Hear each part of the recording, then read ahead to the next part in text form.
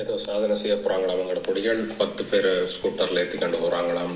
தினேஷ், ரமேஷ், கோணேஷ், பாலேஷ் எல்லாம் வந்து ஒரு ஓகே எல்லாம் 10 பேராக இருக்கிறாப்பா. மேலடி கேமராவே ஆடுது.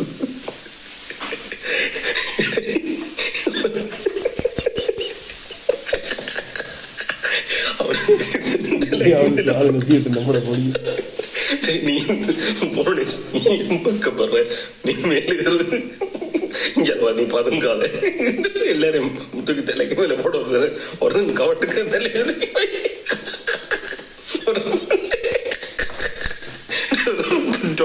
மேல ரோடன் அவங்களோட வீடியோ கூட எடுக்க முடியும்.